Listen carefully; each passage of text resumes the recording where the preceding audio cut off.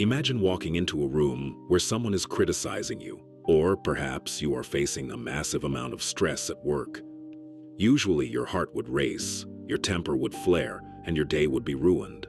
But instead, you remain completely calm, your expression doesn't change, and your inner peace isn't even scratched.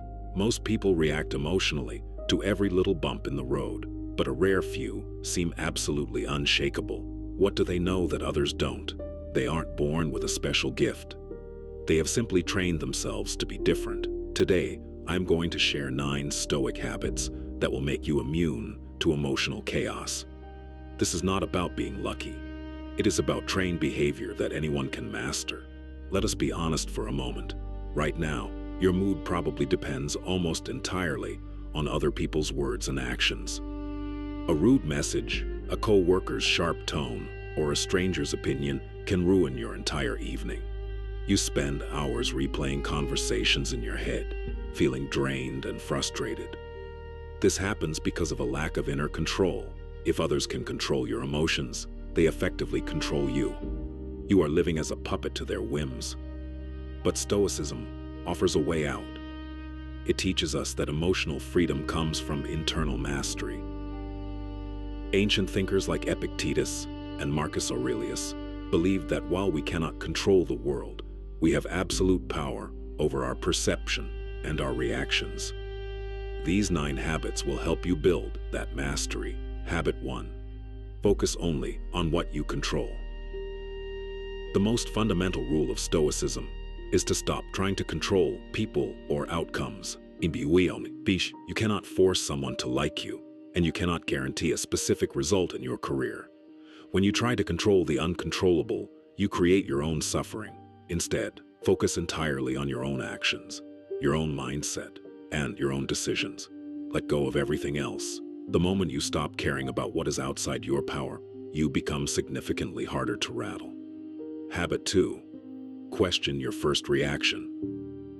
Our first reactions are almost always emotional, not rational. When something goes wrong, your brain wants to panic or get angry immediately. A Stoic learns to pause. Before you respond to a provocation, analyze the impulse. Ask yourself, is this reaction worth my energy? And does getting angry actually help the situation?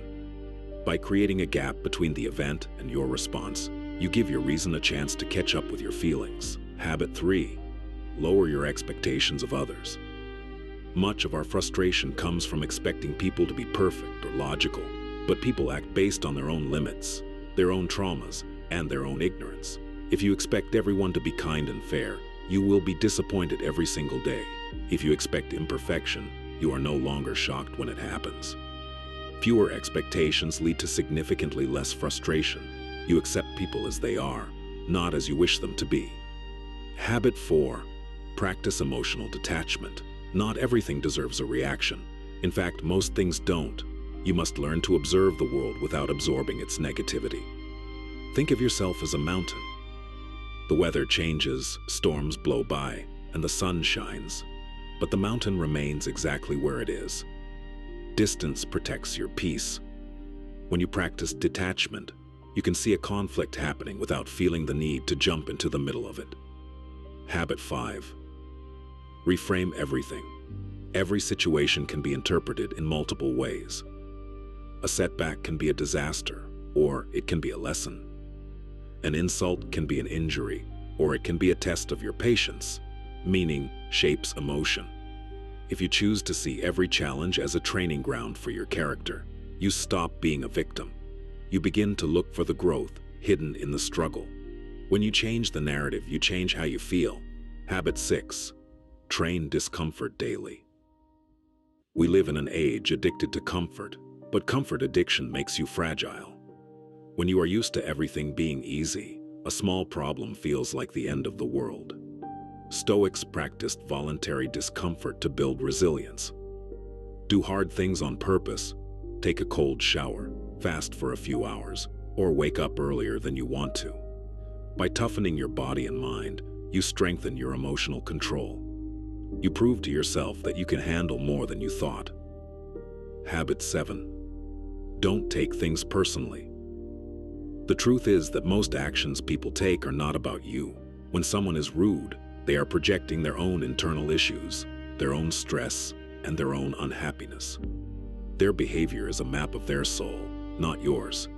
When you realize this, the emotional impact of their disrespect vanishes. You don't have to take it personally, because it was never personal to begin with.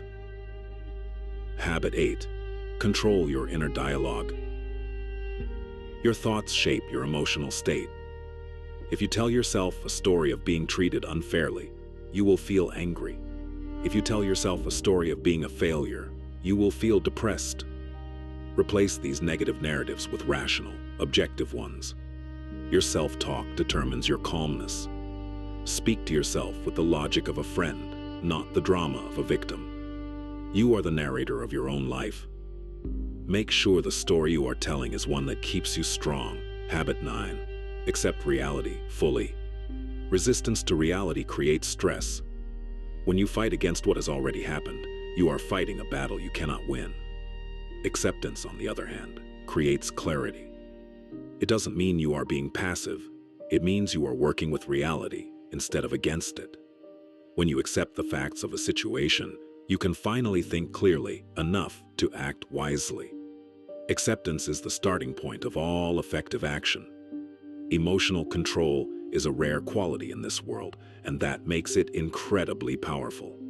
Most people will stay reactive their entire lives, bouncing from one emotion to the next like a leaf in the wind. But these habits make you different. They make you calm, focused, and unshakable. You realize that you don't control the world.